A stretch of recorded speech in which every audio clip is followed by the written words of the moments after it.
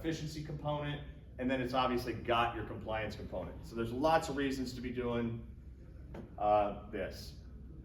GHG impact and ESG on your company value. So I don't know who all's in here, but there's a lot of, again, when you talk about the emissions, it can impact the stock value of your company, right? So if you have any care about the value of your company, whether you're a big, large corporation or a big grocer like a Walmart or an Aldi or any of those types of people, you care what people think about you, you care what your investors think about you, and being more sustainable adds value to your company.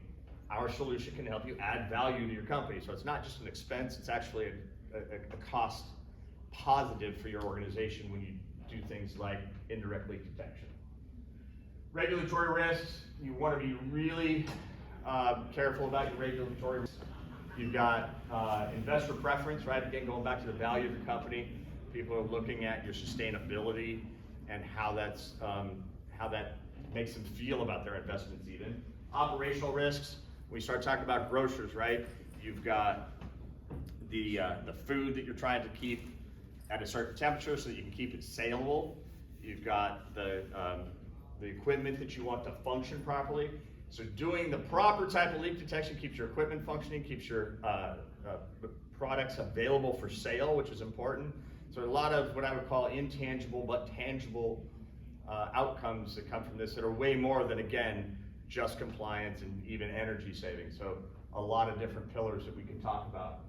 Consumer and employee sentiment, right? So consumers, they want to buy from good stewards of our planet, and employees now, they want to go to work at a place that's doing the right thing for the environment. Again, these are the types of things and solutions and things that we can promote outwards once you're putting in the proper type of leak detection system. I know it seems like we're going in a big circle, but when you really start thinking of how you can market what you do, how you spend your money, you can really get a lot of levels of goodwill.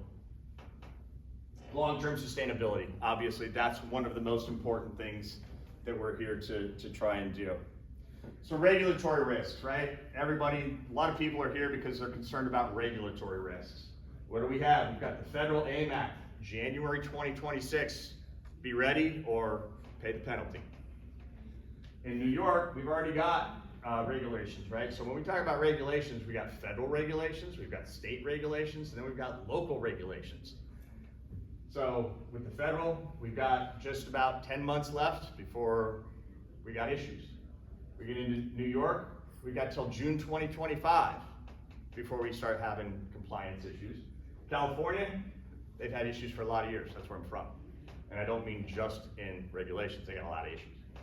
But CARB is already in effect, and then you've got some local things in California, like the Southern California Air Quality Management District. So everybody's got different rules. They all play. California is the most strict, and they've been around. Here's some fines, and these are just kind of basic guidelines, right? We had a particular grocer in November last year, fined over $1 million. Another grocer fined $1.6 million almost in May last year. Going back into 2021, a $5.1 million fine.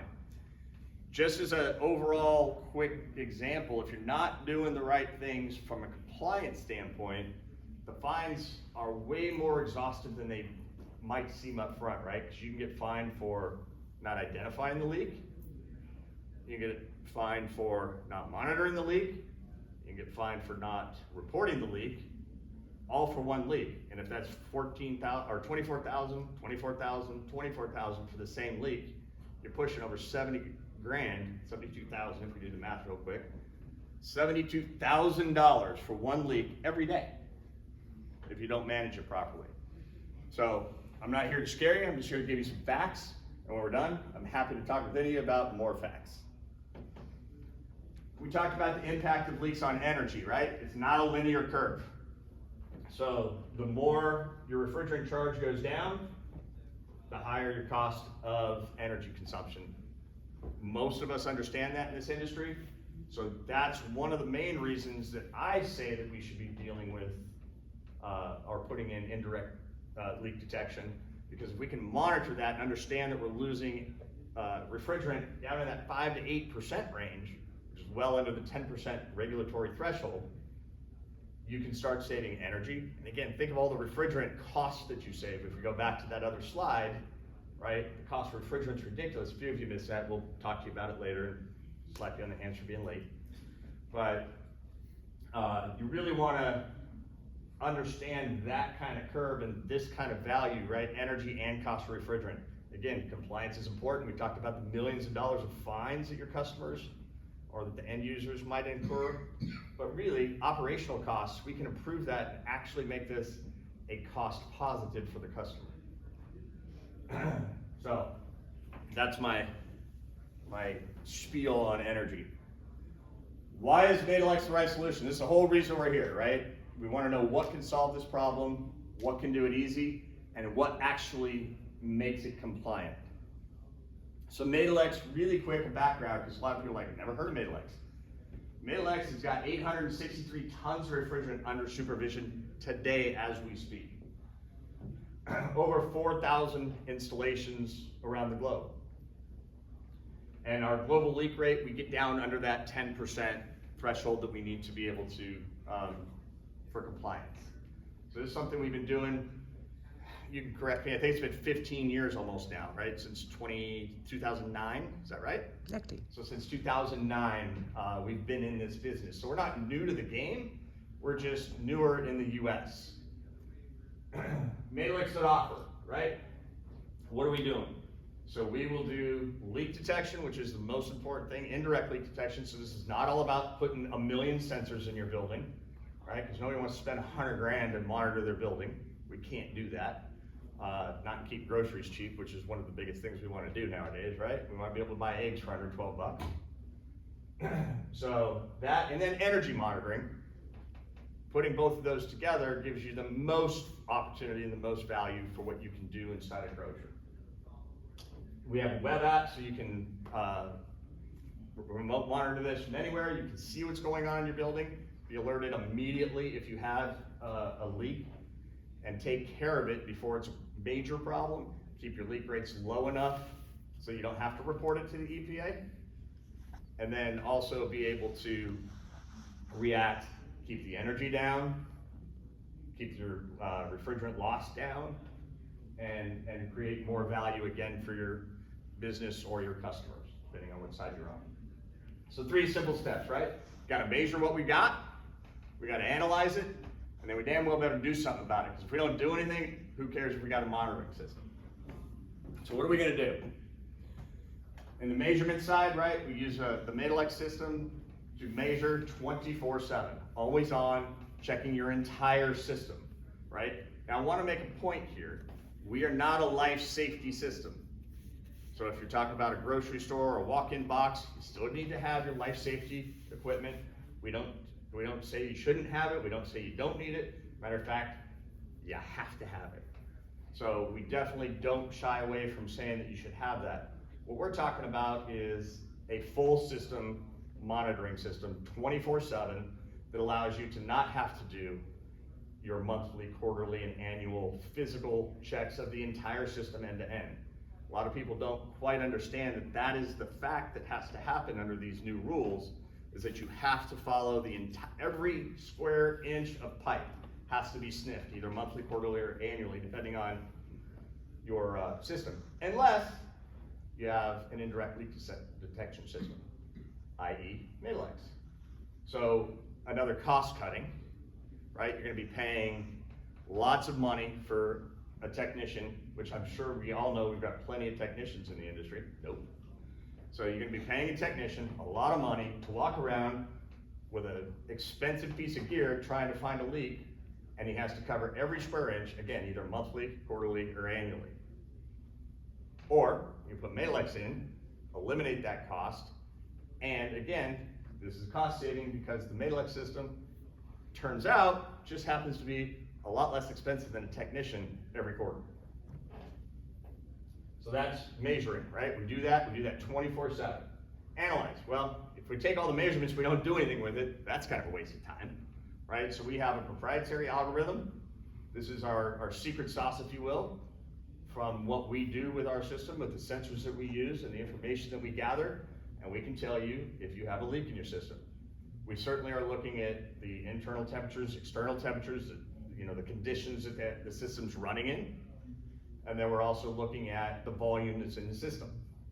So we do all of that, and we will let you know when you have a leak. We can do that in a lot of ways. It depends on how you operate. So we're not gonna tell you how to run your business. We're gonna tell you, let's make it work within your business. So do you wanna be notified via email? Do you want a pager? Do you want us to integrate into a building management system? Do you want us to integrate into your dispatch system? We'll get the message where it needs to go so that you can act on it. Because if you don't act on it and optimize the system, what the hell's the point of the rest of this stuff? Right, so we can cover two things, but I can't force your technician to get out there and fix the system.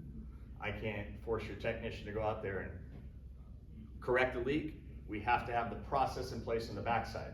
And we walk you through that process. And just so happens that we have some of the smartest people on the planet. One of them is wearing a white t-shirt in the front here if you want to talk to him when it's over. His name's Tebow. He's really smart, and he can even tell you how to optimize your system once he sees what's going on. And I want him to have a lot of work to do. Some of the things that we've seen, right? We've been lucky enough here at the AHR show. We've won some awards, innovation awards. We were a finalist last 2023 with some of our upgrades and things we had done. Really, what you care about, and I don't want you to read all this stuff because if you try, you're gonna go blind. But I just want to highlight a couple of things. We showed an average of 79% reduction in the use of refrigerant when we put our system in through this study, right? This is just a third-party study, so I didn't want to tell you about a particular customer. I can go into customers all day long individually if you want to know some specifics. 79% reduction in consumption of refrigerant. Most importantly, we averaged over 60 days sooner to alert the customers that they had a leak in their system. So 60 days is a big deal, again, when you start talking about energy efficiency and those types of things. So that's kind of our little study there. Why early leak detection versus traditional approach? We're trying to put 8,473,692 sensors into a building.